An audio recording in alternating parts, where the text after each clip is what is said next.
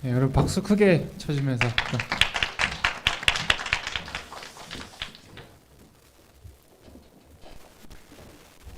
네, 이렇게 기쁘고 행복한 안식일에 우리 함께 예배드릴 수 있도록 인도하신 하나님께 감사드리며 또 이 자리에 참석하신 모든 여러분들을 우리 하나님의 이름으로 환영합니다. 오늘 또 이렇게 2년 만에 우리 학생끼리 드리는 예배 시간이 찾아왔습니다. 한 2년 전에 또 작년반과 우리 학생반이 분리돼 가지고 예배를 드린 적이 한 번 있었어요. 그리고 작년에는 없었다가 또 올해 이렇게 다시 예배를 분리하여 드리게 되었습니다. 제가 놀라는 것은 뭐냐면은 우리 또 어른들이랑 있으면은 좀 어린 모습들, 약간 철없는 모습들도 보여주다가도 우리끼리 있으면 더 성숙한 모습으로 예배를 잘 드려주는 여러분들의 모습에 참 감동하곤 합니다. 오늘도 우리 함께 예배드리면서 의미 있는 소중한 시간 되었으면 좋겠습니다. 오늘 여러분하고 같이 함께 말씀 나눠볼 제목은요, 나이스 타이밍이라고 해서 기도의 타이밍이라는 주제입니다. 여러분, 마다가스카르에는 토마토 개구리라고 불리는 개구리가 있습니다. 색깔이 빨개가지고 토마토 개구리래요. 토마토처럼 붉은색을 가지고 있습니다. 그런데 이 토마토 개구리는 아주 강력한 독을 가지고 있다고 합니다. 그래서 다른 생물이 토마토 개구리를 잡아먹으려고 물어서 숨통이 끊어질 때쯤에는 아주 강력한 독을 내뿜는다고 합니다. 그래서 이 토마토 개구리를 잡아먹기 위하여 물었던 동물은 얼른 다시 개구리를 뱉을 수밖에 없다라고 합니다. 이 독은 아주 강력하고 위험한 독이라고 이야기를 합니다. 우리 꿀벌 잘 알죠? 꿀벌이 있는데요. 이 꿀벌도 역시 독침을 가지고 있습니다. 물론 사람에게 막 목숨을 위협할 만큼 해롭지는 않지만 생태계에서 꿀벌을 위협하는 다른 생태계 곤충들이나 짐승들에게는 굉장히 강력한 무기가 됩니다. 이 꿀벌은 자신에게 위기가 찾아왔을 때 상대방을 향해 강력한 독을 쏩니다. 그런데 이 꿀벌의 독침은 꿀벌의 내장과 같이 연결되어 있다고 그래요. 붙어 있다고 그래요. 그래서 독침을 쏘는 순간 그 독침이 빠지면서 꿀벌의 내장도 같이 빠진다고 합니다. 그러니까 그 자리에서 바로 죽지는 않겠지만 꿀벌은 독침을 쏘면은 죽게 되죠. 네. 이 두 동물, 토마토 개구리와 꿀벌의 공통점은 무엇이냐면요, 여러분. 두 토마토 개구리, 꿀벌 모두 강력한 무기가 있다는 것입니다. 토마토 개구리는 독을 가지고 있고요. 꿀벌은 독침을 가지고 있습니다. 그런데 또 하나의 공통점은 무엇이냐면 이 강력한 무기는 결국 이 생물들이 죽음과 맞바꾸어서 사용해야 된다는 것입니다. 이 독을 사용하면은, 그러니까 이 토마토 개구리는 죽을 때 그 독이 나오는 거고요. 꿀벌 역시 독침을 쏘면 바로 죽게 된다는 것이죠. 아주 강력한 무기를 가지고 있지만 외부의 위협으로부터 결국 자신의 목숨을 보호하지는 못합니다. 한번 이 토마토 개구리를 물었던 동물은 다음에 다른 토마토 개구리를 만나면은 그 토마토 개구리를 물지는 않겠죠. 왜냐면은 한번 데인 적이 있으니까. 그런데 어쨌든 그 물린 토마토 개구리는 죽는다는 거예요. 네. 여러분, 만약에 여러분에게 이렇게 사용할 수 있는 무기가 있다면 여러분은 좋을 것 같아요? 싫을 것 같아요? 뭔 말이냐면 아주 강력한 무기를 가지고 있는데 이 무기는 언제 그 효력을 발휘할 수 있냐면 나의 목숨과 맞바꿀 때 효력을 발휘할 수 있는 무기입니다. 여러분 좋으실 거예요? 싫으실 거예요? 뭐 굳이 막 준다면 싫어하진 않겠지만 내가 내 돈 주고 사고 싶지는 않을 것 같죠. 네. 차라리 이런 무기보다는 조금 덜 강력하지만 조금 파워와 영향력이 약하지만 그래도 내가 살아있을 때 사용할 수 있는 무기, 그죠? 내 목숨을 지키기 위하여 사용할 수 있는 무기를 갖고 싶을 것 같습니다. 무기를 사용하는 타이밍에 문제가 있다면, 그러니까 적절한 타이밍에 사용할 수 없는 무기라면 그 무기가 아무리 강력한 힘을 가지고 있다 할지라도 그다지 좋은 무기라고 할 수는 없을 것 같습니다. 종교개혁이 한창일 무렵에 독일의 위대한 종교개혁자 마틴 루터는 이렇게 이야기했습니다. 기도는 피조물이 사용할 수 있는 무기 가운데 가장 강력한 무기이다 라고 외쳤습니다. 교회사에 우뚝 선 이 위대한 인물이 어디에서 그런 강력한 힘을 얻었는지를 우리는 이 말을 통해 짐작할 수 있습니다. 이 루터는 16세기 종교개혁이라는 막중한 사역을 감당해야 하는 상황에서도 이렇게 이야기했다고 해요. 오늘은 너무 바쁜데, 그러니까 오늘 아침에는 3시간 더 기도해야겠다라고 이야기를 했다고 합니다. 우리는 보통 바쁘면은 오늘쯤은 기도를 생략하고 넘어가겠다고 말할 수 있는데, 이 사람은 오늘은 너무 바쁘니까 더 많이 기도해야겠다라고 이야기를 했던 것이죠. 기도는 유한한 인간의 손에 위탁된 하나님의 무한한 능력이다라고 말합니다. 기도는 전능하신 하나님의 능력을 행사할 수 있는 가장 유익한 수단이다라고 말합니다. 기도에 능력이 있음을 우리는 믿습니다. 여러분 믿으시나요? 네, 여러분 기도에는 정말 능력이 있다고 믿으시나요? 그렇기 때문에 우리 여기 앉은 학생들도, 여러분들도 기도를 많이 하실 겁니다. 기도는 강력한 무기이기 때문에 그렇습니다. 그런데 여기서 앞에 토마토 개구리 혹은 벌꿀의 이야기와 꿀벌의 이야기와 연결지어 볼 때 우리가 생각해 보아야 하는 문제는 무엇이냐면, 강력한 무기, 그 힘이 있는 무기를 가지고 있을 때 과연 그 무기가 적절한 타이밍에 사용되어지고 있는가일 것입니다. 과연 우리는 기도를 적절한 타이밍에 사용하고 있는가, 혹은 너무 늦은 타이밍에 기도를 쓰고 있지는 않는가 고민해 볼 필요가 있는 것이죠. 성경 말씀을 살펴보면서 우리가 한 가지 알 수 있는 것은 무엇이냐면, 예수님이라는 존재가 예수님께서 기도하시던 타이밍과 예수님의 제자들, 그러니까 우리들이 기도하는 타이밍에는 조금 차이가 있다는 사실을 우리는 성경 말씀을 통해 알 수가 있습니다. 마태복음 26장은 예수님의 마지막 십자가 사건에 대하여 묘사하는 장입니다. 십자가에 달려 돌아가시기 전 마지막으로 제자들과 함께 식사를 하고 나신 후에 예수님은 따로 3명의 제자들과 함께 겟세마네라고 불리우는 기도의 동산에 오르셨습니다. 우리 요즘 열심히 공부하고 있는 정연이 3명 제자가 누군지 혹시 알고 있습니까? 베드로, 야고보, 요한. 네, 맞아요. 베드로, 야고보, 요한 3명의 제자, 특별히 예수님께서 수제자라고 부르는 특별한 제자들과 함께 겟세마네 동산에 올라서 기도하십니다. 예수님께서 그렇게 3명을 데리고 기도의 동산에 오르신 이유는 무엇이냐면, 정말 기도가 필요했기 때문에 그러셨어요. 동산에 오르신 예수님은 그 3명의 제자들에게 남아서 여기에서 나를 위해 지금 함께 기도해달라고 부탁을 하신 후에 홀로 조금 더 깊은 산에 올라가서 열심히 기도하십니다. 십자가를 앞두고 다가올 고난을 맞이하면서 예수님은 정말 간절하게 기도하셔요. 어떤 책, 시대의 소망이라는 책에 보면 예수님의 눈에서 피눈물이 나올 만큼 절실하게 기도하셨다라고 말하고 있습니다. 그렇게 기도하시다가 너무 힘이 드셔서 잠깐 나를 위해 기도하고 있는 그 3명의 제자들을 만나러 잠깐 내려오신 예수님께서 목격하셨던 장면은 무엇일까요, 여러분? 혹시 알고 계십니까? 네. 제가 여기 보이는 몇몇 학생들처럼 조금 밑에서 나와 함께 기도해달라고 부탁했던 그 제자들이 모두 자고 있었습니다. 예수님께서 제발 나를 위해 함께 기도해줘 부탁하고 올라가셨는데 내려와 보시니까 그 제자들이 자고 있었던 것이죠. 물론 우리는 제자들의 입장을 이해할 수 있습니다. 예수님과 함께 즐거운 저녁 식사를 마치고 배도 부르고 동산은 조용하고 평화로우며 고요하고 평온한 가운데 배도 부르고 밤이 되었으니 우리는 어쩔 수 있어요. 잠이 오는 게 정상이죠. 이 강당이 따뜻하게 히터도 켜져 있고 또 우리가 주말에 편안한 마음에 졸린 것도 이해가 됩니다. 기도야 언제라도 할 수 있는 것이죠. 솔직한 심정으로 기도하다가 잠이 들 때 많이 있습니다. 대학생 때 아침에 일어났는데 이쪽 오른쪽 목이 너무 아픈 거예요.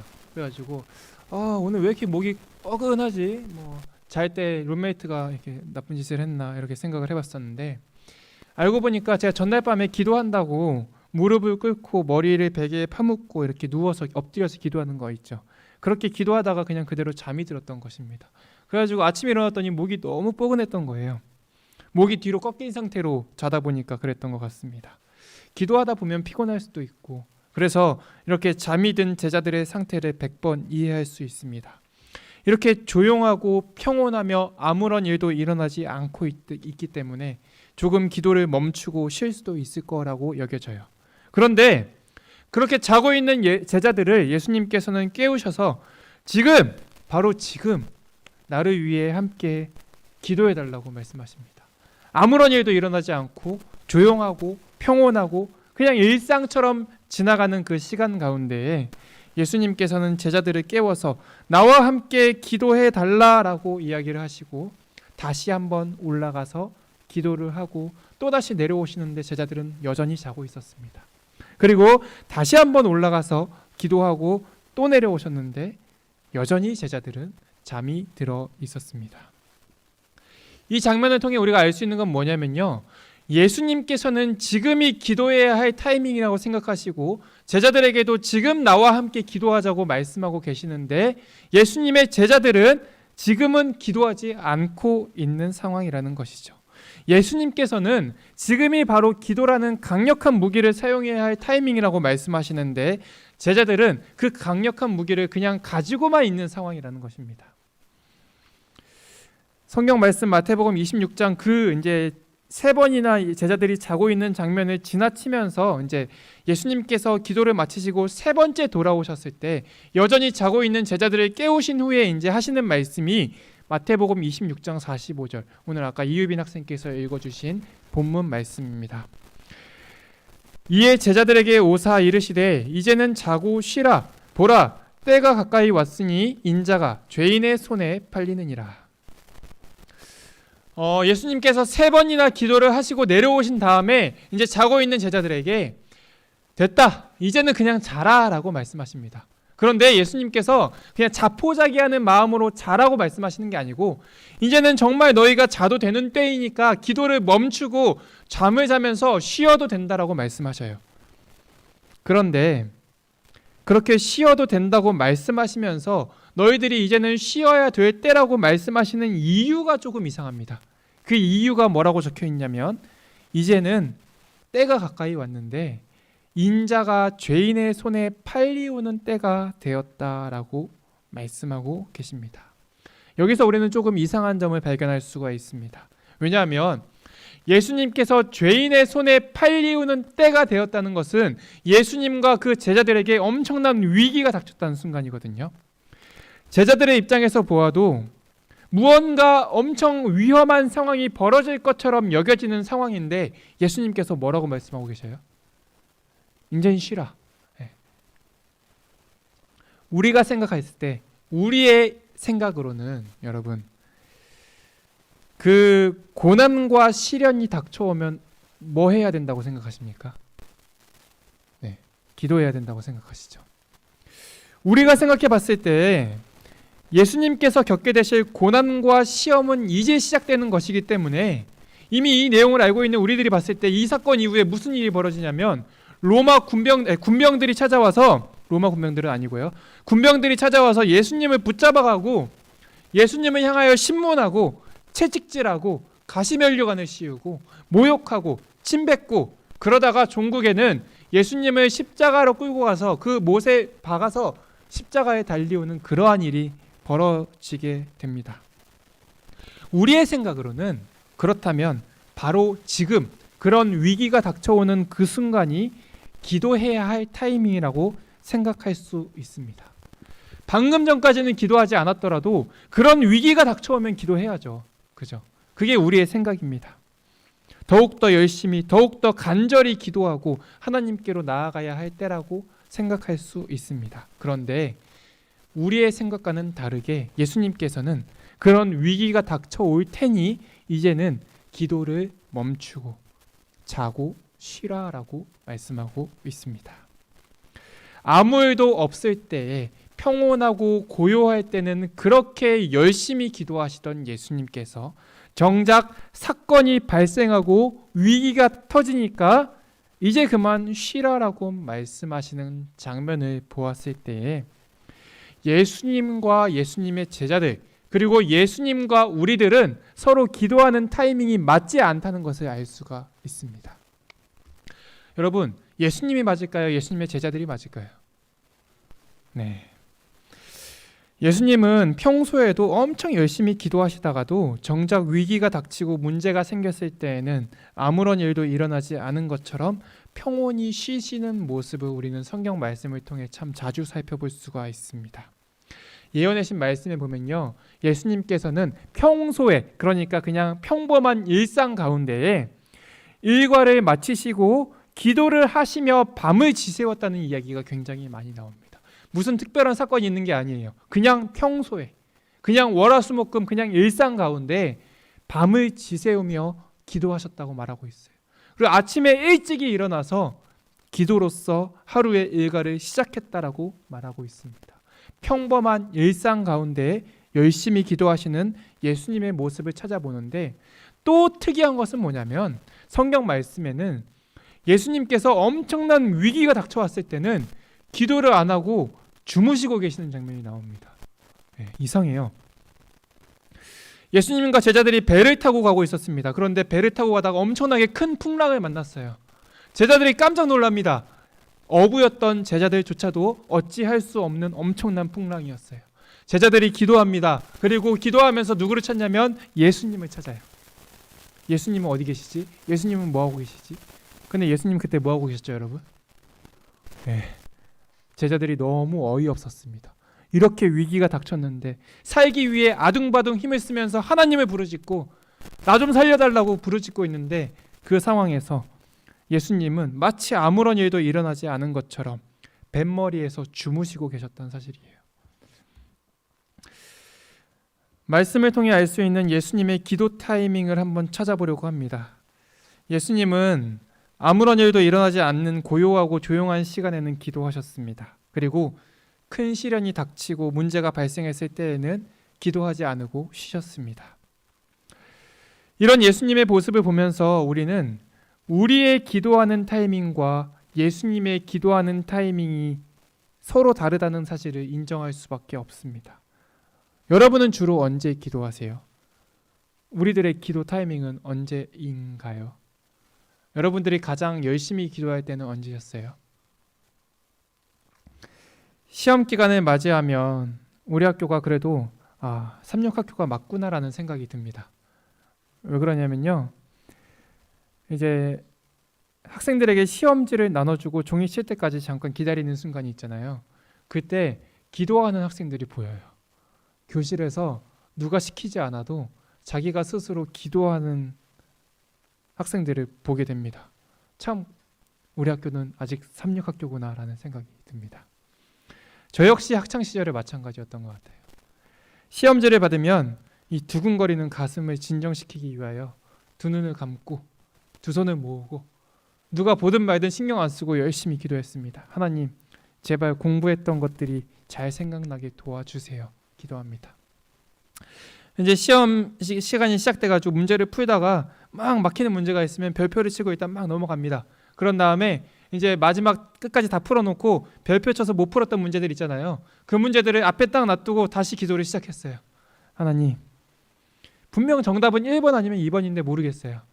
하나님, 이제부터 찍을 텐데 찍는 게 맞게 도와주세요. 제가 했던 기도입니다, 여러분.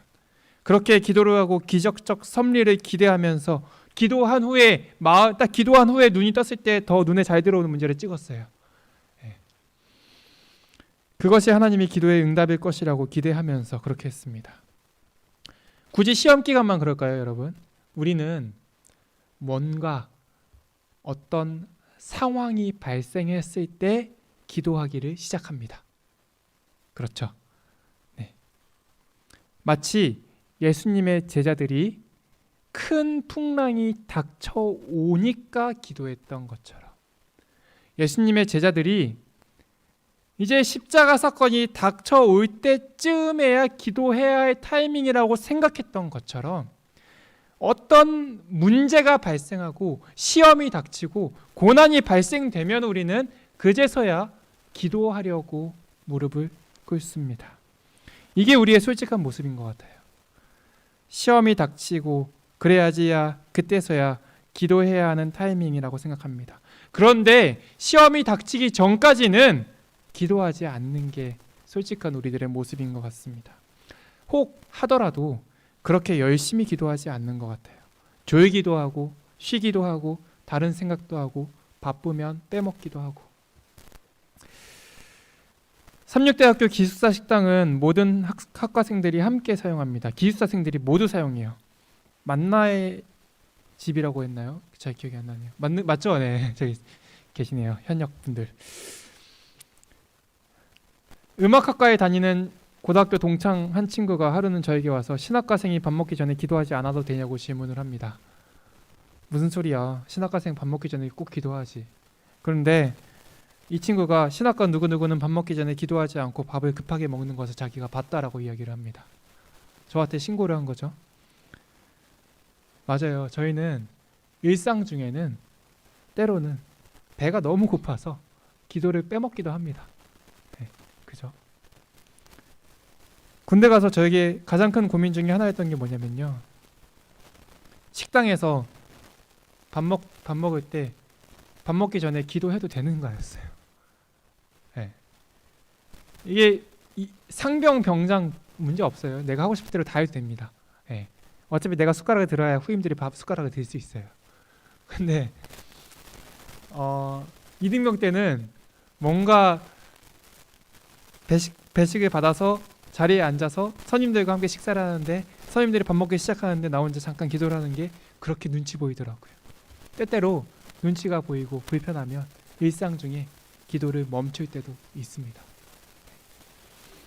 하지만 예수님은 우리는 사건이 발생하기 전까지는 기도를 대충대충 쉬엄쉬엄 하거나 혹은 아예 하지 않을 때도 많은데 예수님께서는 그 기도하는 타이밍이 우리와 정반대였다는 사실이죠. 예수님은 평소에 아무런 일도 일어나지 않을 때에 반드시 기도하셨습니다. 아무런 일이 없을 때 지극히 평범하고 단조로운 일상 가운데 아침에 일어나서 밤에 잠자리에 드시기 전에 익숙하게 너무나도 당연하게 기도의 시간을 가지셨다는 사실입니다. 그리고 나서 엄청나게 큰 위기가 봉착했을 때에 시험이 닥쳤을 때에는 그 기도를 멈추시는 장면을 볼 수가 있습니다. 예수님께서 기도하는 타이밍은 문제가 발생하기 전, 그러니까 우리들의 입장에서는 바로 지금인 것이죠. 이처럼 예수님과 우리들의 기도하는 타이밍이 서로 다른 이유는 무엇일까요? 그 이유는 바로 예수님과 우리가 서로 기도하는 목적이 다르기 때문일 것입니다. 우리는 어떤 문제가 발생하면 그 상황을 해결하기 위한 용도로서 기도를 사용하지만 정말 단순히 가장 강력한 무기 정도로 생각하고 기도를 사용하지만 예수님은 하나님과 교제하기 위한 목적으로 기도를 하시기 때문입니다. 그래서 평소에 아무런 일이 일어나지 않았을 때에는 우리에게는 기도가 필요 없어요. 뭔가 해결해야 될 문제가 없기 때문에. 하지만 평소에 아무런 일이 일어나지 않았을 때에 예수님은 하나님과 함께 시간을 보내시기 위하여 기도하시는 것입니다. 그렇게 평소에 하나님과 함께 보내는 시간을 가지셨던 예수님께서는 어떤 문제와 사건이 발생되면은 당연히 평소에 나와 함께 하셨던 하나님께서 지금도 나와 함께 하실 것이라는 확신이 있기 때문에 그 위기 가운데에서도 평온하고 쉬실 수 있으셨던 거지만 평소에 기도하지 않고 평소에 하나님을 찾지 않았던 사람들은 하나님께서 나와 함께 계시다는 확신이 없기 때문에 위기가 닥쳤을 때라도 하나님을 애써 찾고 부르짖는 것입니다. 우리가 그렇잖아요. 여러분 진짜 힘들 때 혹은 엄청나게 큰 도움이 필요할 때 여러분들의 진짜 친한 친구는 여러분이 힘든 거 다 알고 있어요. 그리고 여러분이 도움이 필요할 때 여러분이 진짜 친한 친구들은 스스로 먼저 와서 여러분을 도와줍니다. 그렇죠. 그런데 막 1년, 2년, 3년 동안 연락 한 번도 안 하다가 도움이 필요할 때 연락하면 참 도움을 구하는 입장에서 민망하고 그죠? 네. 얘가 날 진짜 도와줄까라는 의심이 생기기도 하는 것입니다. 여러분, 우리는 서두에도 얘기했지만 기도라는 강력한 무기를 가지고 있는 사람입니다. 정말 기도에는 힘이 있어요. 이것을 경험해 본 사람은 압니다. 기도가 단순히 허상이고 의미 없는 짓이 아니라 정말 강력한 힘이 있다는 사실을 경험해 본 사람들은 압니다. 그런데 아무리 강력한 무기일지라도 적절한 타이밍에 사용하지 못하면 나를 보호하지 못합니다. 지구상 현존하는 가장 강력한 무기가 뭘까요, 여러분? 제가 무기에 대해서 잘 모르지만 그냥 어설프게 알고 있기로는 핵이 아닐까 싶습니다. 핵무기가 가장 위협적인 무기겠지요. 때문에 많은 나라들이 서로 핵무기를 가지지 못하게 하려고 견제합니다. 미국이나 인도 이런 나라들은 자기들만 핵무기를 가지고 다른 나라들은 핵무기를 가지지 못하게끔 막고 있죠. 그런데 역설적이게도 핵무기는 가장 안전한 무기일 수도 있을 거라고 생각됩니다. 왜냐하면 사용되지 않고 있기 때문이죠. 핵무기를 전쟁 났다고 해서 핵무기 쉽사리 사용할 수 있을까요? 없을까요? 못합니다. 왜냐하면 자멸이기 때문에 그렇습니다. 그래서 전쟁이 터져도 핵을 보유한 나라들은 쉽사리 핵을 사용하지 못합니다. 만약에 지금도 전쟁이 벌어지고 있는 수많은 곳에서 총, 비행기 이런 것들은 사용해도 핵은 못 쓰고 있어요. 적절한 타이밍에 사용하지 못하고 있기 때문에 어쩌면 핵무기가 가장 안전한 무기일 수도 있겠다라는 생각이 듭니다. 마찬가지로 기도라는 강력한 무기도 우리가 적절한 타이밍에 사용하지 못한다면 그 능력이 발휘될 수가 없습니다. 우리는 위기의 때에 상황이 발생했을 때에 기도해야겠다고 결심하는 것이 아니라 바로 지금 평온하고 지극히 평범한 일상이 유지되고 있는 바로 지금 기도하기로 결심해야 합니다. 아무런 어려움도 없는, 아무런 시험도 없는 바로 그 순간에 하나님을 찾기 위해 기도해야 합니다. 그렇게 한다면 정말 위기의 때에 우리는 나를 지켜 보호해 주실 하나님의 능력에 대한 신뢰감을 가지고 마음 편안하게 그 상황을 이겨낼 수 있을 것입니다. 우리 고3들 수능 당일날 아침에 가서 기도하지 맙시다. 그죠? 수능 당일날 아침에는 지금까지 내가 이렇게 열심히 기도했는데 하나님이 들어주시겠지라는 마음 편하게 수능장에 갈 수 있으면 좋겠어요. 지금부터 상황 발생 전에 기도로서 무장할 수 있는 우리 모두가 되었으면 좋겠습니다. 다시 한번 강조합니다. 여러분, 기도는 정말 강력합니다. 교회 다니는 사람이, 하나님을 믿는 사람이, 혹은 영남36에 다니는 학생들이 기도하지 않는 것은 정말 바보 같은 짓일 거라고 생각합니다. 가장 강력한 무기를 가지고 사용하지 않고 있는 것이죠. 그러면 시대의 소망 198쪽에는 이렇게 말합니다. 구주께서는 당신께 매달려서 심히 필요한 것을 간청하는 영혼을 물리치실 수 없으시다. 우리 하나님은 우리가 간청하는 내용을 물리치실 수 없으셔요. 반드시 들어주십니다. 시대의 소망 203쪽입니다. 그분의 말씀을 믿으라. 그러면 그 말씀이 이루어질 것이다. 그대의 의지를 그리스도의 편에 두라. 반드시 이루어진다라고 약속하고 계십니다. 그런데 적절한 타이밍에 사용해야 이루어질 수 있는 것입니다. 하나님께서는 지금 바로 이 순간에 평온한 지금 이 시간들 중에 하나님께 나아와 기도하는 여러분의 기도를 기억하고 계시다가 여러분이 정말 문제에 직면할 때, 중간고사가 시작될 때, 큰 위기 앞에서 수능 시험 당일날 마치 십자가를 눈앞에 두고 쉬라고 말씀하시며 평온하게 서 계셨던 예수님처럼 우리들을 담대하게 만들어 주실 것입니다. 평온하다고 아무런 일도 일어나지 않다고 생각되는 바로 지금 기도하는 저와 여러분이 되기를 간절히 바라면서 말씀을 마치겠습니다.